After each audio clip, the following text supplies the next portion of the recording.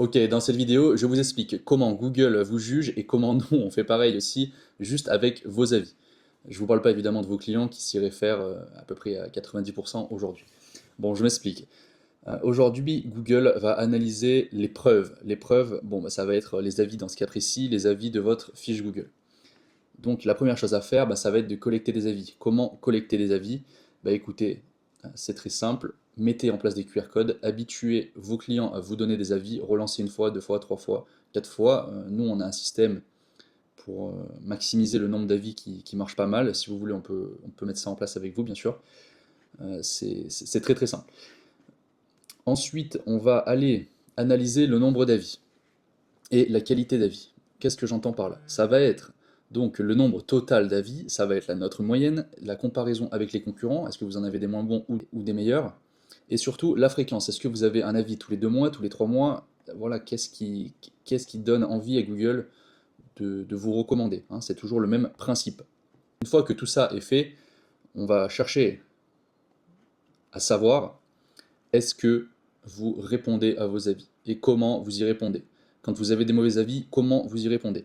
Bon, c'est très simple, il y a quelques petites règles à savoir, c'est qu'on peut maximiser les mots-clés dans les réponses d'avis, on peut évidemment y mettre des mots-clés locaux, on peut y mettre des mots-clés sur votre métier, et tout ça va servir à Google de base de référencement en fait, pour faire potentiellement remonter votre fiche. Donc attention, c'est un levier vraiment qui est sous-estimé, mais qui est très très puissant de faire ça.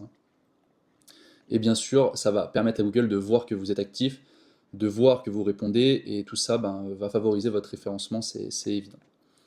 Par rapport au QR code, je vais faire un petit aparté là-dessus. Le truc, c'est que pour les QR codes, le mieux c'est d'en mettre partout. Je m'explique. Quand je dis d'en mettre partout, ça va être en fait de donner l'habitude aux gens de scanner votre QR code, que ce soit sur vos factures, sur votre camion, sur votre vitrine. Tout ça, il faut que ça soit accompagné bien sûr d'un message, une petite phrase de quelques mots, voilà, merci d'avoir choisi notre entreprise, et merci de nous laisser un avis, ça nous aide beaucoup, voilà, tout ça, tout ça. Je vous mets la forme très brute, mais dans l'idée c'est ça, c'est de faire ça, et ça va permettre déjà de une, d'être très rapide pour aller mettre un avis, de deux, être très intuitif, et de trois, c'est tout un mécanisme de référencement. Et bien sûr, tout ça va être donc, enfin tous les avis vont permettre à Google d'analyser les mots-clés et de mieux comprendre ce que vous faites, et vos clients sont votre meilleure pub en fait.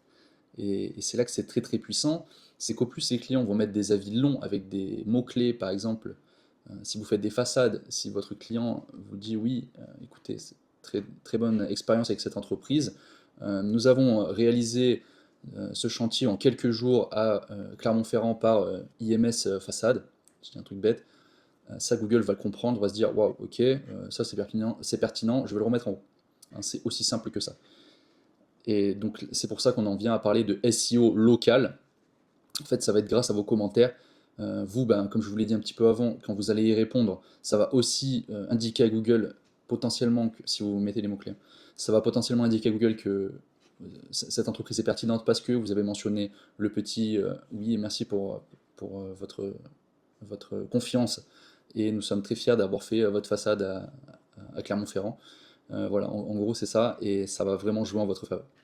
Et tout ça, juste grâce à ces petits leviers, enfin ces petits, ces grands leviers quand même, va permettre en fait à Google une meilleure compréhension qui va influencer la décision sur Google Maps. Donc écoutez, si ça vous intéresse, on a un guide qu'on peut vous envoyer si vous commentez le mot guide.